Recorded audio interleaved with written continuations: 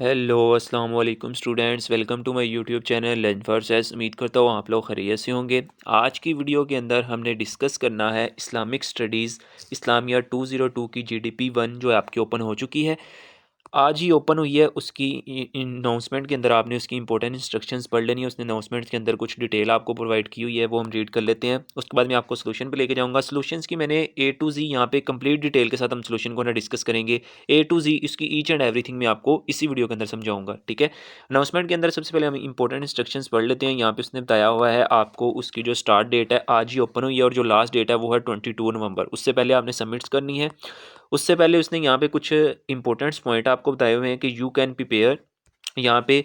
अब यहाँ पे आप जो अपनी जीडीपी है ना वो इंग्लिश में भी लिख सकते हो और उर्दू में भी लिख सकते हो। यहाँ पे उसने क्लियर आपको बात बताई हुई है, देखो you can prepare answer solution in English और उर्दू। आप इंग्लिश में भी उसको दे सकते हो, उर्दू में भी उसका जवाब दे सकते हो। उसने जो क्वेश्चन पूछा हुआ है वो आपको उर्दू में भी पूछा हुआ है, ठीक है ना। तो आप उर्दू में इसका आंसर देना चाहो तो उर्दू में दे सकते हो, इंग्लिश में देना चाहो तो इंग्लिश में। लेकिन एक बात उसने यहाँ पे क्लियर कर दिया है कि Roman Urdu will not be acceptable, कि रोमन उर्दू आपकी एक्सेप्टेबल नहीं होगी। जैसे हम कहते हैं ना क्या हाल है, हम मैसेज पे लिखते हैं ना क्या हाल है, ये होती है रोमन उर्दू, ठीक है ना। इसके अंदर आपने जो है ना अपना जो सोल्यूशन है वो सबमिट नहीं करना। उसके बाद your answer should be the point of relevant. जो उसने क्वेश्चन पूछा है उसके रेलिवेंट आपका आंसर होना चाहिए। अगर आपको क्वेश्चन की समझ नहीं आ रही तो उसने कहा कि आप एमडीबी के अंदर आप जो है ना क्वेश्चन पूछ सकते हो, ठीक है ना। आप उनको जो हर लेक्चर के नीचे एमडीबी होता है ना आपका एमडीबी, उसके अंदर आप इस जीडीपी के रिलेटेड क्वेश्चन पूछ सकते हो अगर आपको क्वेश्चन की समझ नहीं आ रही। और जो आपने जो अपना इसका सोल्यूशन है ना वो आपने अपने एलएमएस पे ही सबमिट करना है, उनको ईमेल करके जो है ना सबमिट अपना सोल्यूशन नहीं करना, ठीक है। यहाँ पे उसने आपको बताया। अब हम इसको चलते हैं इसके क्वेश्चन फाइल पे कि हमारे पास इसका क्वेश्चन क्या है, ठीक है। क्वेश्चन बहुत ज़्यादा सिंपल सा है, ठीक है। आपने इसको समझना है और अपनी वर्डिंग में जो है ना उसको लिखना है। सबसे पहले ये आपका आपका ओपन डेट और लास्ट डेट यहाँ पे है, इसके व्यू पे हम क्लिक करते हैं।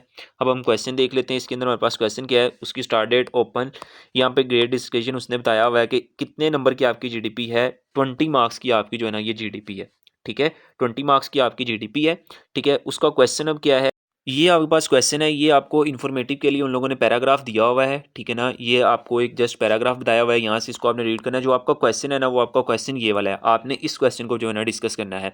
उससे पहले जो ऊपर इंग्लिश में पैराग्राफ दिया हुआ है उसकी मैं आपको ट्रांसलेशन यहाँ पे करवा देता हूँ कि उसने क्या हमें क्या हुआ है। उसने कहा है कि रसूल अकरम सल्लल्लाहु अलैहि वसल्लम they saying at the action of holy prophet सल्लल्लाहु अलैहि वसल्लम आर कॉल्ड हदीस। इसको हम उर्दू में ही यहाँ पे डिस्कस करते हैं, आपने इंग्लिश में डिस्कस कर लेना है, मैं आपको उर्दू में करवाता हूँ। उसने यहाँ पे लिखा हुआ है कि नबी करीम सल्लल्लाहु अलैहि वसल्लम के अकवाल व अफ़आल को हदीस कहते हैं। यानी कि आप वसल्लम ने जो ज़िंदगी में किया होता है या कहा होता है उसको हम हदीस कहते हैं। वक्त गुजरने के साथ साथ उलमा ने हदीस को मजमूआ मरतब किए, यानी कि जब जैसे जैसे वक्त गुजरता गया उस दौर के उलमा कराम ने उसको मुख्तलिफ किताबों के अंदर ना हदीसों को पेश किया, ठीक है। मुख्तलिफ उलमा कराम ने अपनी किताबों में हदीस की को मुख्तलिफ तरीके अख्तियार किए, जिसके नतीजे में मुख्तलिफ मजमूए हमें देखने को सामने आए, ठीक है ना। मुख्तलिफ उलमा कराम थे, उन लोगों ने सब ने अपनी किताबों में हदीसों को अपने अपने अंदाज के अंदर जो है ना पेश किया, ठीक है। अपने अपने अंदाज के अंदर जो उसको है ना एक्सप्लेन किया। अब उसने यहाँ पे क्या है, हमारे पास जो ये वाला क्वेश्चन है यहाँ पे ये वाला पॉइंट आपका जो है ना ज़्यादा इंपॉर्टेंट है। यहाँ पे इसके रिलेटेड आपने जो है ना अपनी जीडीपी जो है ना सबमिट करवानी है। इस पॉइंट के नीचे उसने कहा है कि हदीस की एक किस्म की किताब को सुनान कहा कहा जाता है, जिसमें हदीस को इस्लामी, ये जो हदीस है ना सुनान, इसके अंदर इस्लाम के तमाम जो फितने हैं ना उनको डिस्कस किया हुआ है, ठीक है ना। अब उसने कहा है कि इस हदीस की आपने 4 किताबों के नेम लिखने हैं। यहाँ पे ये वाला question, students are required to write the name of 4 सुनान हदीस बुक्स। आपने 4 सुनान की हदीस बुकों के नेम लिखने हैं और उनके राइटर लिखने हैं, जिन लोगों ने वो बुकें लिखी हैं, नेम द अथॉरिटी, ये ठीक है, उनके राइटर्स भी आपने यहाँ पे लिखने हैं। तो ये आपका जीडीपी का आंसर है, ठीक है। ये आपका क्वेश्चन है। अब मैं इसको आपको जो है ना इसके सोल्यूशन फाइल पे लेके चलता हूँ। ठीक है, सोल्यूशन इसका बिल्कुल सिंपल सा ही है हमारे पास। सोल्यूशन पे जाने से पहले पहले हम इसकी इंपॉर्टेंट इंस्ट्रक्शंस पढ़ लेते हैं, क्या क्या उसने दी हुई है। उसने सबसे पहला इंपॉर्टेंट इंस्ट्रक्शन क्या दी हुई है कि answer should be in the form of point. आपने पॉइंट की फॉर्म में इसका आंसर देना है, यानी कि पॉइंट नंबर 1, पॉइंट नंबर 2, ठीक है ना। Point number 1, point number 2, point number 3, इस तरह आपने जो है ना पॉइंट को डिस्कस करना है। टोटल पॉइंट जो है ना आपके चाहिए होने चाहिए 4। The total 4 points are require, each point carry 5 marks. Each जो पॉइंट होगा ना आपका, एक पॉइंट जो होगा 5 मार्क्स का होगा, टोटल इसके 20 मार्क्स हैं। Answer should be the point relevant is not copied for the other internet. आपने नेट से भी कॉपी नहीं करना, और जो मैं आपको सोल्यूशन प्रोवाइड करने लगा हूँ आपने भी कॉपी नहीं करना। वैसे हदीसों के 4 नाम वही होंगे, आप जो मैंने पहले पे लिखा है ना आप वो दूसरे पे लिख दो, ठीक है ना। जो मैंने 4 पे लिखा है आप वो पहले नंबर पे लिख दो, ठीक है ना। इस तरह आपने कुछ ना कुछ चेंजिंग करके ना अंदर उसको फिर सबमिट करवाना है। हर बच्चे ने ये काम नहीं करना कि एक दूसरे को कॉपी पेस्ट करोगे तो आपको जो है ना उसने क्लियर बताया कि आपको 0 मार्क्स मिलेगा, ठीक है। उसके बाद आपने LMS पे आपने सबमिट करवानी है। अगर आप जो ड्यू डेट तक सबमिट नहीं करवाते तो आपको 0 मार्क्स दिया जाएगा, ठीक है। आपने कॉपी पेस्ट नहीं करना किसी भी स्टूडेंट का। अब मैं आपको लेके चलता हूँ इसके सोल्यूशन फाइल पे। ये आ गई है जी हमारी सोल्यूशन फाइल इस्लामिया 202 की GDP, ठीक है। यहाँ पे इंग्लिश में भी मैंने टाइप किया हुआ है। देखो मैंने 4 की 4 बुक्स को यहाँ पे डिस्कस किया 1 2, और ये उसकी ये क्वेश्चन हमारे पास आ गई 3 थर्ड बुक, और ये आ गई 4 बुक्स। उनके राइटर्स भी यहाँ में मैंने मेंशन किए हुए हैं। उन लोगों ने एक्सप्लेनेशन आपको ना जो कहा नहीं था एक्सप्लेनेशन, लेकिन मैंने देखो हर बुक के जो है ना एक तो बुक का नेम लिखा है, दूसरा मैंने उनके राइटर्स जो थे उनका लिखा है डिटेल, और फिर मैंने थोड़ी सी उसकी एक्सप्लेनेशन भी लिखी है, क्योंकि आपको उसने कहा है कि एक जो पॉइंट है ना वो 5 नंबर का है, ठीक है ना। तो 5 नंबर के लिए सिर्फ हम 2 लाइनें इतनी सी तो लिख नहीं सकते, ठीक है ना। इतनी सी लाइन का तो हमें 5 नंबर देगा नहीं, तो थोड़ी सी आपने एक्सप्लेनेशन भी उसके अंदर डाल देनी है, ठीक है ना। मैंने यहाँ पे एक्सप्लेनेशन की हाईलाइट बनाई है, आपने हाईलाइट एक्सप्लेनेशन की नहीं बनानी, आपने जो है ना उसके शायर के अंदर ही लिख देनी है यार सारी एक्सप्लेनेशन। तो आप अपनी जो GDP है ना वो इंग्लिश में भी सबमिट कर सकते हो और उर्दू में भी। आप यहाँ से देख सकते हो, मैं आपको इसकी ट्रांसलेशन भी प्रोवाइड करता हूँ, मैं आपको उर्दू में ही समझाऊंगा, आपने ये देख लेना है। ये फर्स्ट बुक का है हमारी एक्सप्लेनेशन, ये हमारे पास जो है ना इसकी सेकंड बुक की एक्सप्लेनेशन है, ठीक है। ये हमारे पास जो है ना थर्ड बुक की एक्सप्लेनेशन है, ठीक है।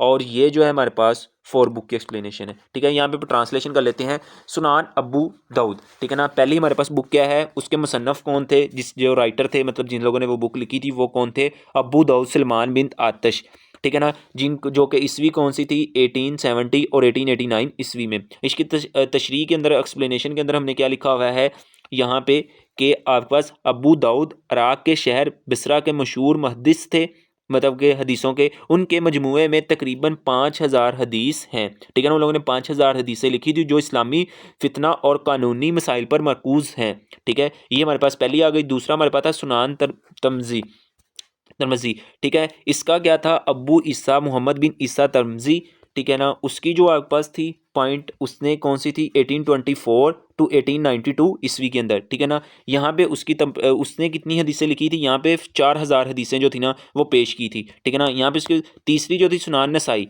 ठीक है ना, ये किसने की थी, आपको यहाँ पे इसकी कंप्लीट एक्सप्लेनेशन मिल जाएगी। यहाँ पे एक्सप्लेन नहीं करूँगा क्योंकि वीडियो काफ़ी ज़्यादा लेंथी हो जाएगी, पहले ही वीडियो काफ़ी लेंथी हो चुकी है, ठीक है ना।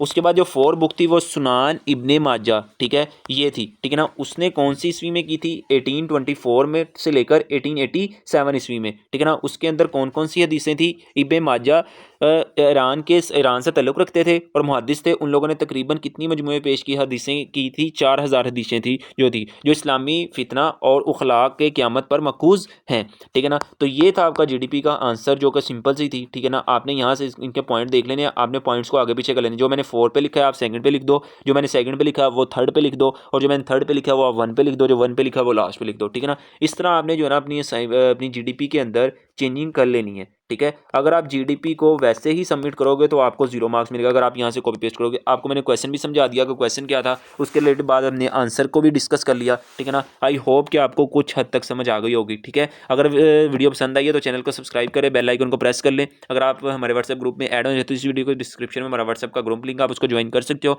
वहाँ पर मैं वर्चुअल यूनिवर्सिटी की तमाम अपडेट्स देता रहता हूँ, ठीक है। अगर आपने चैनल को सब्सक्राइब नहीं किया तो चैनल को सब्सक्राइब करें, वीडियो को लाइक कर दें, और जिनकी ये बुक्स है उनके साथ ये वीडियो को शेयर कर दें। इंशाल्लाह मिलेंगे एक नई वीडियो के साथ, तब तक अपना ख्याल रखिएगा। अल्लाह हाफिज़।